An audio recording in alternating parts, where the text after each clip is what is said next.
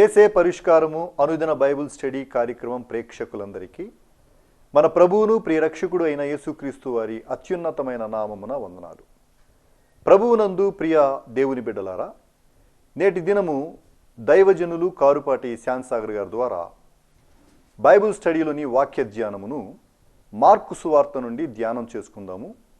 మీరందరూ బైబిల్తోనూ నోట్బుక్తోనూ సిద్ధపడి ఉంటే దైవజనులు కారుపాటి శాంతసాగర్ గారు ప్రార్థన చేసి ఈ దినపు వాక్య పరిచర్య చేస్తారు. ప్రభువునందు ప్రియ దేవుని బిడ్డలారా, నేటి వాక్య ధ్యానము నిమిత్తము సహకారం ఇచ్చినటువంటి కుటుంబం ఇందుపల్లి ఇమాన్యుయల్ గారి జన్మదినం నిమిత్తము తల్లిదండ్రులు ఇందుపల్లి శామ్యూల్ ఆనంద్ కుమార్, సుజాత గారు సహకారం ఇస్తున్నారు. దేవుడు ఈ కుటుంబాన్ని దీవించినట్లు ప్రార్థన చేద్దాం. మమ్మలను మిక్కిలిగా ప్రేమిస్తున్న మా ప్రియ పరలోకపు తండ్రి, మీ పరిశుద్ధ ఘననామమునకు వందనములు, స్తోత్రములు. నేటి వాక్య ధ్యానము ద్వారా మాతో మాట్లాడుము అని ప్రార్థిస్తున్నాము. ఇందుపల్లి ఇమాన్యుయల్ గారి కొరకు వందనాలు. బిడ్డకు మీరు ఇచ్చిన నూతన జన్మదినము అను దయా కిరీటం కొరకు కృతజ్ఞతలు. బిడ్డను దీవించండి. ఇంజనీరింగ్ విద్యలో సహాయమును ఇవ్వండి. శామ్యూల్ ఆనంద్ కుమార్ గారు, సుజాత గారులను దీవించండి, ఆశీర్వదించండి. ఘనత, మహిమ, ప్రభావాలు మీరే పొందండి. నజరేయుడైన యేసు నామమున అడుగుచున్నాము తండ్రి, ఆమేన్. ప్రభువునందు ప్రియ దేవుని బిడ్డలారా, దయచేసి మీ పరిశుద్ధ బైబిల్ గ్రంథాన్ని తెరవండి. మార్కు శుభవార్త 16వ అధ్యాయం 1వ వచనం. యేసు పునరుద్ధాన అనంతర సంఘటనలు 16వ అధ్యాయంలో వ్రాయబడి ఆయన ఆరోహణముతో మార్కు సువార్త ముగుస్తోంది. 16వ అధ్యాయములో మనకు 20 వచనాలు వ్రాయబడ్డాయి. మనము 15వ అధ్యాయాన్ని 12 రోజులు ధ్యానించాం. 14వ అధ్యాయం 16 రోజులు, 15వ అధ్యాయం 12 రోజులు. అంటే 2 చాప్టర్స్ 28 days పట్టింది. చాలా వివరంగా చెబుతున్నాను వాక్యాన్ని నేను. 2 మాసాల ఆర్థిక లోటున్నది, అవసరతలున్నవి. మీ ప్రార్థనలో జ్ఞాపకం చేసుకోండి. మార్కు సువార్త 16వ అధ్యాయం 1వ వచనం నేను చదివి 4 సువార్తలలోనూ ఈ సంఘటనకు పర్టిక్యులర్గా ఓపెన్డ్ టూంబ్, ఎంప్టీడ్ టూంబ్ గురించి కొన్ని మాటలు చెబుతాను. విశ్రాంతి దినము గడిచిపోగానే మగ్దలేనే మరియయు, యాకోబు తల్లి అయిన మరియయు, సలోమేయు వచ్చి ఆయనకు పూయవలెనని సుగంధ ద్రవ్యములు కొనిరి. వారు ఆదివారమున పెందలకడ లేచి బయలుదేరి సూర్యోదయమైనప్పుడు సమాధి యొద్దకు వస్తూ ఉండగా సమాధి ద్వారము నుండి మన కొరకు ఆ రాయి ఎవడు పొర్లించునని ఒకరితో ఒకరు చెప్పుకొనుచు ఉండిరి. వారు వచ్చి కనులెత్తి చూడగా రాయి పొర్లింపబడి ఉండుట చూచిరి. ఆ రాయి ఎంతో పెద్దది. కనులెత్తి చూచారు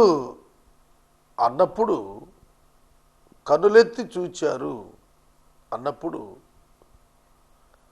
వారు ఆ సమాధి యొద్ద ఆశ్చర్యకరంగా ఆ రాయి తెరవబడి ఉండుట కనుగొన్నారు. ఆ రాయి ఎంతో పెద్దది.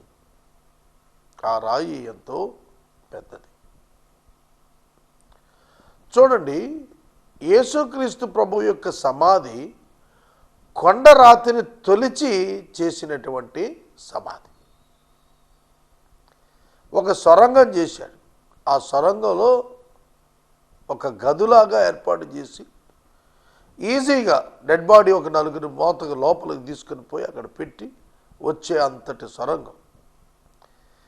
దాని యొక్క ముఖము ఒక పెద్ద బండరాతిని పైనుండి దొర్లిస్తే వచ్చి అతుక్కునేటట్టుగా పెట్టారు. అది చాలా పెద్ద బండరాయి. మీరు ఎప్పుడైనా గ్రానైట్ స్టోన్స్ క్యారీ చేసేటువంటి లాంగ్ ట్రాలీస్ని చూసారా? నూజివీడు ప్రాంతం నుంచి వచ్చేటువంటి రూట్లో, హనుమాన్ జంక్షన్కి వచ్చే రూట్లో ఈ లారీలు సుమారు ఒక 25-20 వస్తాయి ఒక్క రోజులోనే. గ్రానైట్ స్టోన్స్ అతి పెద్దవి. ఒక లారీకి 1 లేదా 2 బ్యాలెన్స్ చేయటం కోసం పెడతారు లాంగ్ ట్రైలర్ లారీస్లో. అలాంటిది ఒక రౌండ్ బాల్ లాంటి ఒక స్టోన్, అది చాలా కష్టం. క్రేన్స్ తోటి పైకి లేపాలి వాటిని, మనుషులు లేపలేరు. మనిషి లేపటం అసలు అసాధ్యం, సాధ్యం అయ్యేదే కాదు. హైడ్రాలిక్ క్రెయిన్స్, అవి కూడా హైడ్రాలిక్ క్రెయిన్స్ ద్వారా లేపాలి. అట్లాంటి పెద్ద రాతి బండ ఒక పిల్లవాడు రాయి విసిరితే ఎట్లా వెళ్ళి అవతల పడుతుందో అట్లా అవతలకు పొర్లించబడి అవతల పడిపోయి ఉంటుంది చూశారు. దీన్ని మత్తయి సువార్తికుడు ఏమని రాశాడో ఒకసారి చూడండి. మత్తయి సువార్త 28వ అధ్యాయం చివరి అధ్యాయం మొదటి మాట.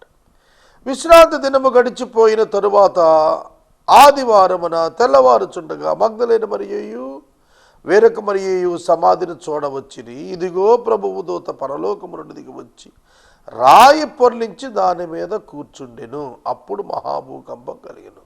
ఇక్కడ ఎనదర్ ప్రూఫ్ దొరికింది. రాయి పొర్లించబడింది, తొలగించబడిందని 16వ అధ్యాయంలో చెప్పిన దానికి రాయిని ఎవరు పొర్లించారు అనేది మత్తయి చెప్పాడు. ఒక దూత వచ్చి రాతిని పొర్లించి దాని మీద కూర్చున్నాడు అన్నాడు. కనుక ఈ సువార్తలు క్రోడీకరించి చదవటం నేర్చుకోవాలండి మనం. తర్వాత లూకాలోకి వెళదాం. లూకా 24:1. ఆదివారమును తెల్లవారుచుండగా ఆ స్త్రీలు తాము సిద్ధపరిచిన సుగంధ ద్రవ్యాలను తీసుకుని సమాధి యొద్దకు వచ్చి సమాధి ముందర ఉంచబడిన రాయి దొరిలింపబడి ఉండడు చూచి లోపలికి వెళ్ళిరి. ఇక్కడ కూడా ఆదివారము విశ్రాంతి దినము తరువాత రాయి దొరిలించబడటం, స్త్రీలు రావటం కామన్గా చెప్పబడింది. యోహాను సువార్త 20వ అధ్యాయానికి వెళదాం. ఆదివారమును ఇంకా చీకటికున్నప్పుడు మగ్దలేన మరియు పెద్దలక్కడ సమాధి వద్దకు వచ్చి సమాధి మీద ఉండిన రాయి తీయబడి ఉండుట చూచెను.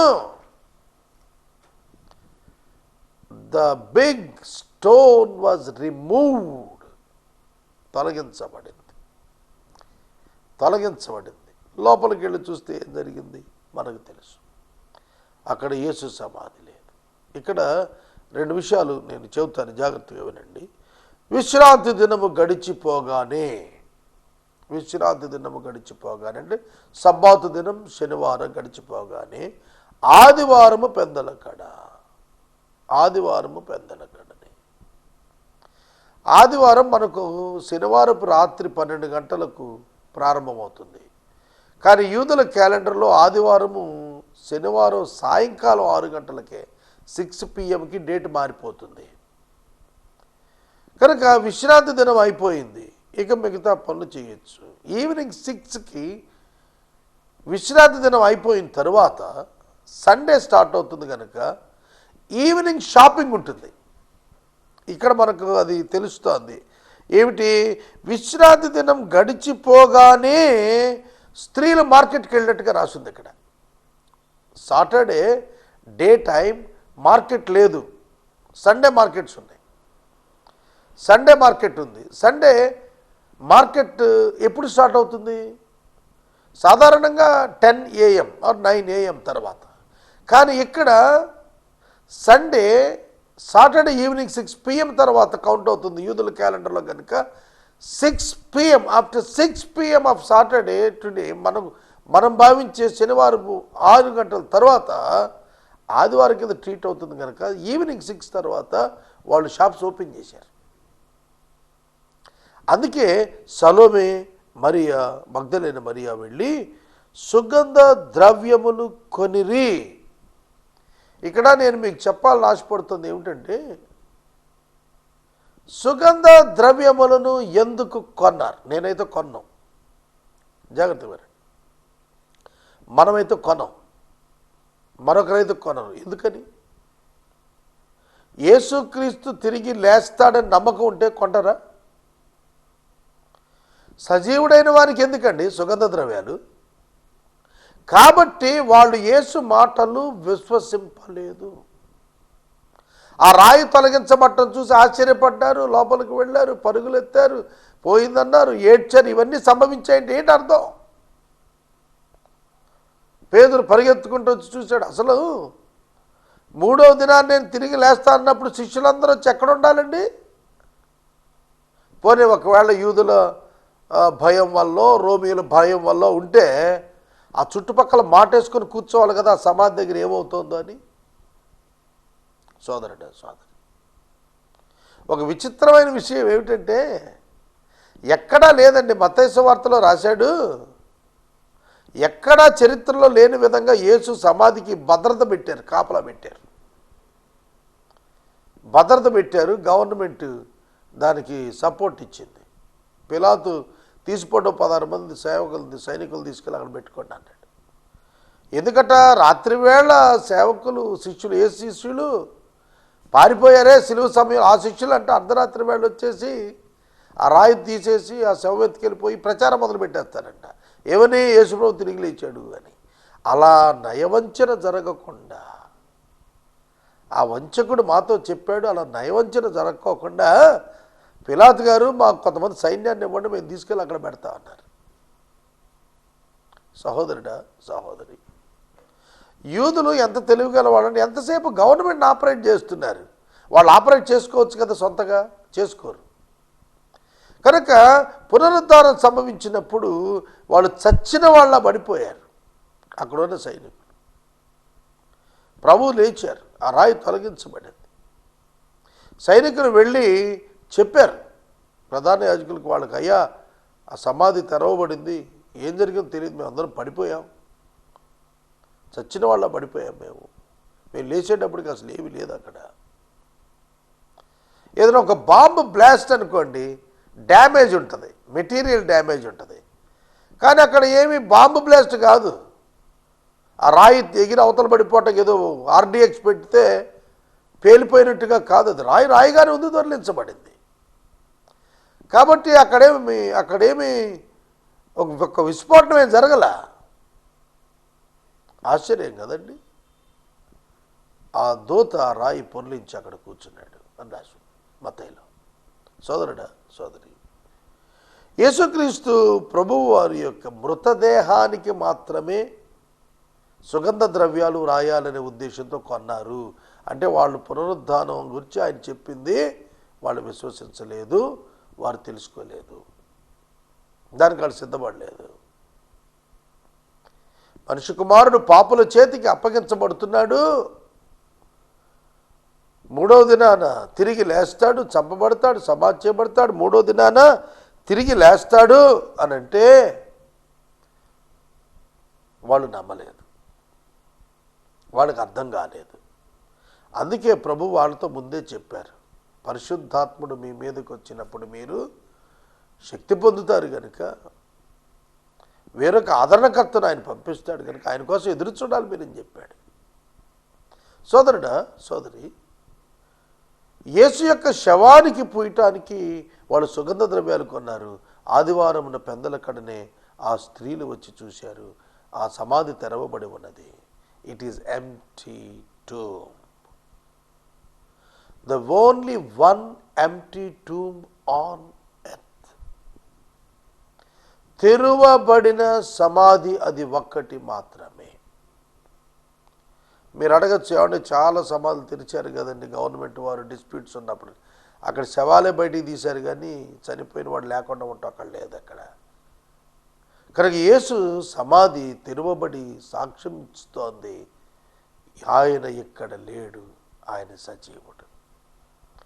ప్రకటన గ్రంథము 1వ అధ్యాయం 18వ వచనంలో యోహానునకు పద్మాసులో యేసు ప్రత్యక్షమై చెప్పిన మాట, ఆది అంతమైన వాడు మాట్లాడుతున్న మాట ఏమిటంటే, ఇదిగో నేను మృతుడనైతిని కానీ యుగ యుగములకును సజీవుడనై ఉన్నాను. యుగ యుగాలకు సజీవుడైనటువంటి ఆ ప్రభువు, యుగ యుగములకు సజీవుడైనటువంటి ఆ ప్రభువు మృతుడయ్యాడు. He experienced the physical death as well as the spiritual death also on the cross. సిలువ పైన ఆయన ఆధ్యాత్మిక మరణాన్ని చవిచూచాడు, భౌతిక మరణాన్ని చవిచూచాడు, సమాధిలో పెట్టబడ్డాడు. ఆయన గురించి కీర్తనకారు రాశాడు, పరిశుద్ధుని నీవు కుళ్ళు పట్టనియవు అని రాశాడు. మనం చనిపోతే మన బాడీ డీకంపోజ్ అయిపోతుంది, దాంతో దుర్గంధం, ఎవరు ఉండలేరు అక్కడ. అందుకని ఏం చేస్తాడు, ఫ్రీజర్ బాక్సులు గత కాలంలో ఐస్ పెట్టెల్లో పెట్టేవాళ్ళు, ఐసుల్లో పెట్టేవాళ్ళు. అటు ఎంతకాలం ఉంచుకుంటారంటే ఒక డెడ్ బాడీ అక్కడే డీకంపోజ్ అయిపోతుంది. డెడ్ బాడీ నుంచి పురుగు పుట్టి దాన్ని తినేస్తుంది, అదే కుళ్ళిపోవటం. కానీ యేసు శరీరం ఆ దుస్థితి లేదు, ఎందుకంటే యేసు పాపరహితుడు, పాపమును స్వభావాన్ని కలిగి లేడు, శరీరమును కలిగి లేడు ఆయన. కనుక ఆయన పరిశుద్ధుడు, పరిశుద్ధుడైన క్రీస్తును దేవుడు మృతుల్లో నుండి లేపాడు, దేవుడు మృతుల్లో నుండి ఆయన లేపాడు. ఒక ఆర్గ్యుమెంట్ తెచ్చాడు ఒక ఆయన నా దగ్గరికి, అదేమిటంటే యేసు లేచాడా లేపబడ్డాడా? బైబిల్లో 2 రాసి ఉన్నాయి. దేవుడు ఆయనను లేపెను, ఇందుకు మేము సాక్షులము అన్నాడు పేతురు గారు. ఆయన లేచెను అన్నాడు, యేసు లేచెను, యేసు లేపబడును.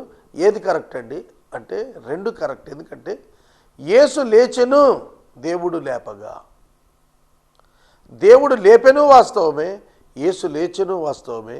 ఎందుకంటే యేసు లేవగలిగే స్థితిలో ఉన్నాడు. కనుక యేసును దేవుడు లేపినప్పుడు దేవుడు లేపెను అని రాశారు, యేసు లేచాడు కనుక యేసు లేచెను అని రాశారు. సహోదరుడా సహోదరి, ఆయన పాపమెరుగని వాడు కనుక పునరుద్ధానానికి ఆయన ప్రథమ ఫలమయ్యాడు. కనుక బైబిల్ గ్రంథంలో పునరుత్థానం గొప్ప వ్యత్యాసం ఇతర విశ్వాసాలకు. అందుకనే పౌలు గారు తెస్సలోనిక సంఘానికి రాస్తున్నప్పుడు 1వ పత్రిక 4వ అధ్యాయం 13వ వచనంలో, నిరీక్షణ లేని ఇతరుల వలె మీరు దుఃఖపడకుండా నిమిత్తము నిద్రించుచున్న వారిని గూర్చి మీకు తెలియకుండుట నాకు ఇష్టం లేదు అన్నాడు. అంటే నిద్రించిన వారంటే క్రీస్తు నందు నిద్రించిన వారు, అంటే యేసుక్రీస్తు ప్రభువుని రక్షకునిగా అంగీకరించిన తరువాత భౌతిక మరణం పొందిన వారి యొక్క ఆత్మలను గురించి మీకు తెలియకుండాటం నాకు ఇష్టం లేదని చెప్తూ, క్రీస్తు మృతి నొంది తిరిగి లేచిన మనము నమ్మిన ఎడల అదే ప్రకారము క్రీస్తు నందు నిద్రించిన వారిని దేవుడు ఆయనతో కూడా వెంట పెట్టుకొని వచ్చును, వెంట పెట్టుకొని వచ్చును. Physical death is not final with believer. విశ్వాసికి శారీరక మరణం మాత్రమే అంతం కాదు. కనుక పునరుద్ధానం వాగ్దానము చేయబడినది. మనము పునరుద్ధానము చెందుట కొరకు ఏర్పరచబడిన వారము. పౌలు అంటాడు, ఏ విధము చేతనైన మొదటి పునరుద్ధానములో పారిభాగస్తుడు కావాలని సమస్తమును లాభకరమైన వాటిని నష్టముతో ఎంచుకొని పెంటగా ఎంచుకున్నానన్నాడు. ఎస్, కనుక పునరుద్ధానము మృతులలో నుండి తిరిగి లేచుట, ఇది విశ్వాసం. రోమా పత్రిక మనం చూస్తున్నప్పుడు 4వ అధ్యాయం 17వ వచనంలో, మృతులను సజీవులనుగా చేయు దేవుని యందు అబ్రహాము విశ్వాసముంచాడు అని రాసింది. మృతులను సజీవులుగా చేస్తాడు, సజీవులను మృతులుగా చేస్తాడు. నరులార వెనుకకు తిరిగి రండిని, మృతులను సజీవులుగా చేస్తాడు పునరుద్ధానములో. నీతి పునరుద్ధానము, తీర్పు పునరుద్ధానము. మేలును అనుభవించుటకు నీతి పునరుద్ధానములో దేవుని బిడ్డలు మేల్కొంటారు. శిక్షార్థమై తీర్పు నొందుటకు తీర్పు పునరుద్ధానంలో సకల మానవ జాతి మేల్కొంటారు, తిరిగి లేస్తారు. ఆ తదుపరి జడ్జిమెంట్ తర్వాత పాపులైనటువంటి వారు, అనగా యేసును అంగీకరించిన వారు నిత్య నరకాగ్నికి పంపించబడతారు. కాబట్టి పునరుద్ధానము క్రైస్తవ విశ్వాసము. పునరుద్ధానం ఒక్కటే అన్నింటికీ వ్యతిరేకముగా ఉన్నది ఈ లోకమున. ఈ యొక్క మొదటి పునరుద్ధానాన్ని గురించి ఏ ఇతర మత గ్రంథము తెలియచేయదు, బైబిల్ ఒక్కటే తెలియజేస్తుంది.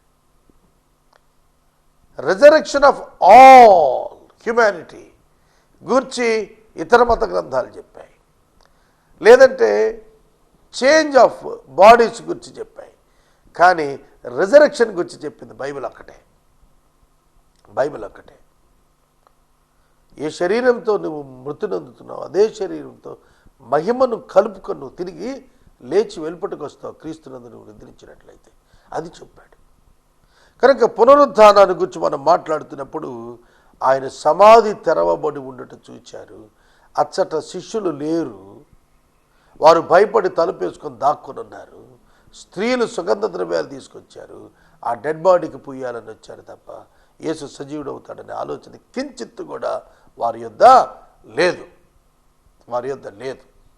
సోదరుడా, సోదరి, ఈ సమయంలో నేను మనవి చేస్తున్నాను. తర్వాత అప్పుడు వారు సమాధిలో ప్రవేశించి తెల్లని నిలువటంగి ధరించుకున్న ఒక పడుచువాడు కుడివైపున యేసు తలభాగమున పెట్టబడిన శవమును తలభాగం కూర్చుని చూచి మిగులు కలవరపడిరి. చూడండి, 5వ వచనం. And entering the tomb, they saw a young man sitting on the right side, dressed in white robe, and they were alarmed. కలవరపడిరి. And he said to them, do not be alarmed. You seek Jesus of Nazareth, who is crucified. He is risen. He is not here. See the place where they laid him. ఏమని చెబుతున్నాడు? మీరు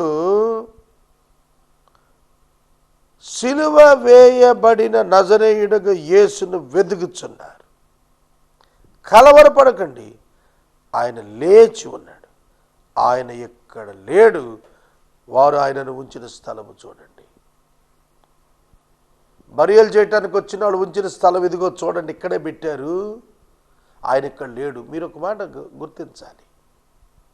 ఈ పడుచువాడు దేవదూత. పడుచువాడు అని రాశారు. Is not a human being, మనిషి కాదు.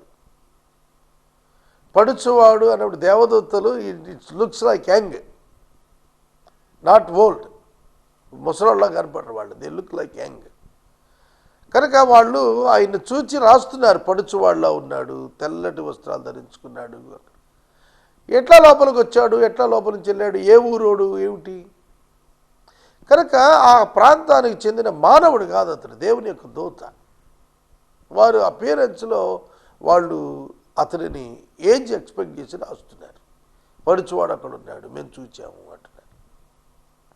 కనుక అతడు చెప్పిన మాట ఏమిటంటే, చూడండి యేసుదేహం ఇక్కడ పెట్టబడింది అని ప్లేస్ చూపించున్నాడు. ఇక్కడ అది లేదు చూడండి అంటున్నాడు. ఆ ప్లేస్ ఎట్లా తెలుసు వాళ్ళకి?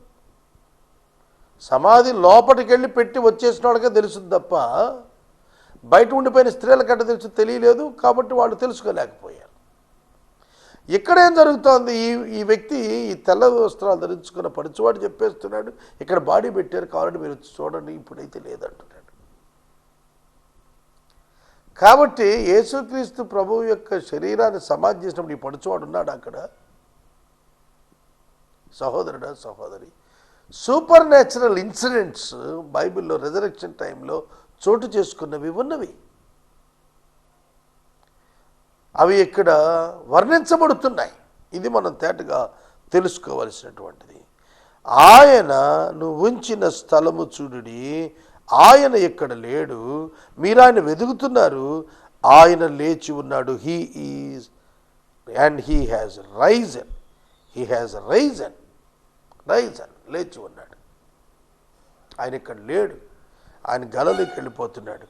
మీరు వెళ్ళి ఆయనకంటే ముందుగా వెళ్ళి ఆయన మీకంటే ముందుగా గలిలయలోనికి వెళ్ళుచున్నాడని ఆయన మీతో చెప్పినట్టు అక్కడ మీరు ఆయన చూస్తారని శిష్యులతో మీరు పేతురుతోనూ చెప్పండి అన్నాడు. పేతురు పేరు తెలుసు ఆయనకి.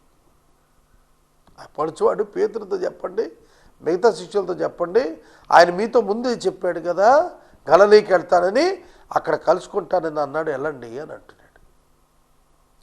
పునరుద్ధారణైన యేసుక్రీస్తు ఆ పరుచువాడిని పిలిచి, అబ్బాయి ఇద్దరు వస్తారు, అప్పుడు వీళ్ళకి చెప్పారు, ఏమన్నా అక్కడ రాసుందా? ఏమీ లేదు. కనుక యేసు ఏం చేయబోతున్నాడు? గలిలయలో వారిని కలుసుకోబోతున్నాడు. ఆ విషయాన్ని శిష్యులకి వెళ్ళి చెప్పండి, ఇంతకు ముందే చెప్పాడు కదా మీతో. యేసు చనిపోవటానికి ముందు కాలంలోనే శిష్యులతో చెప్పారు, నేను తిరిగి లేస్తాను, మీరు నన్ను గలిలయలో కలుసుకుంటారని చెప్పాడు. అది నెరవేరబోతోంది, మీరు వెళ్ళి చెప్పండి, వాళ్ళు గలిలయకి వెళ్ళమని చెప్పండి అన్నాడు. శిష్యులు స్వస్థానాలు గలిలయే కదా, కపెర్నహూము గలిలయలోనిదే కదా, కాబట్టి గలిలయకి వెళ్ళమంటున్నాడు. ఆ శిష్యుడు వారిని, ఆ యవనస్తుడు గలిలయకి వెళ్ళమన్నారు. వారు బయటకు వచ్చి విస్మయం పొంది వణుకుచు సమాయుద్ధ యుద్ధ నుండి పారిపోయి వారు భయపడినందుని ఎవరితో ఏమీ చెప్పకుండా మౌనంగా ఉండిపోయారు. వారు భయపడి మౌనంగా ఉండిపోయారు. వెళ్ళిపోయిన స్త్రీలు మౌనంగా ఉండిపోయారు. యోహాను సువార్తలో అయితే మగ్దలేనే మరి అక్కడే ఉండి ప్రభువు చేత మాట్లాడబడినట్టుగా మనం చూస్తాము. నేను వాక్యాన్ని ఇక్కడ ముగిస్తున్నాను. 9వ వచనం రేపటి వాక్య ధ్యానంలో ధ్యానిద్దాం. మనము ఇంతవరకు దైవజనులు కారుపాటి శ్యాన్సాగర్ గారి ద్వారా బైబిల్ స్టడీలోని వాక్య ధ్యానమును మార్కు సువార్త నుండి ధ్యానం చేసుకున్నాము. ఈ కార్యక్రమం ద్వారా మీరు పొందుకొనుచున్న ఆత్మీయ మేలులు ఒక ఉత్తరం ద్వారా మాకు తెలియచేయండి. మీ ప్రార్థనా మనవులు మాకు తెలియచేస్తే ఏసే పరిష్కారం కార్యాలయంలో ఏర్పాటు చేసిన ప్రత్యేక ప్రార్థనా శిబిరంలో మీ కొరకు ప్రార్థిస్తాం. మీ కుటుంబ పక్షముగా ఒక ఎపిసోడ్ ప్రసారం చేయాలనుకునేవారు మాకు తెలియచేస్తే మా సిబ్బంది మీ గృహాలను దర్శిస్తారు. ముగింపు ప్రార్థన ఆశీర్వాదాలతో ఈ కార్యక్రమాన్ని ముగించుకుందాం. నేటి వాక్య ఉపదేశానికి సహకారం ఇచ్చిన కుటుంబము ఇందుపల్లి ఇమాన్యుయల్ గారి జన్మదినము సందర్భంగా తల్లిదండ్రులు ఇందుపల్లి శామ్యూల్ ఆనంద్ కుమార్ సుజాత గారు సహకరిస్తున్నారు. దేవుడి కుటుంబాన్ని దీవించును గాక. ప్రార్థన. మమ్మల్ని మిక్కిలిగా ప్రేమిస్తున్న మా ప్రియ తండ్రి, మీకు వందనాలు, స్తోత్రాలు. వాక్యము విన్న బిడ్డలను దీవించును ప్రభువా. మీ యందు విశ్వాసం ఉంచుటకు మాకు నేర్పండి. విశ్వాసములో నిలిచి ఉండి స్థిరులగుటకు మాకు నేర్పండి. ఇమానియేల్ గారి జన్మదినమును పురస్కరించుకుని బిడ్డలు ఇచ్చిన ఎపిసోడ్ సహకారం కొరకు బిడ్డలను దీవించమని, ఇమానియేల్ని ఆశీర్వదించి సంవత్సరం కాపాడి సంరక్షించి దీర్ఘాయుష్మంతుని చేసి ఆరోగ్యం ఇచ్చి జ్ఞానం ఇచ్చి నడిపించమని యేసు నామమున అడుగుచున్నాము తండ్రి, ఆమేన్. తండ్రి దేవుని ప్రేమ, కుమారుని యేసయ్య కృప, పరిశుద్ధాత్మ దేవుని యొక్క అన్యోన్య సహవాసము సదాకాలము మనందరికీ తోడైనను గాక.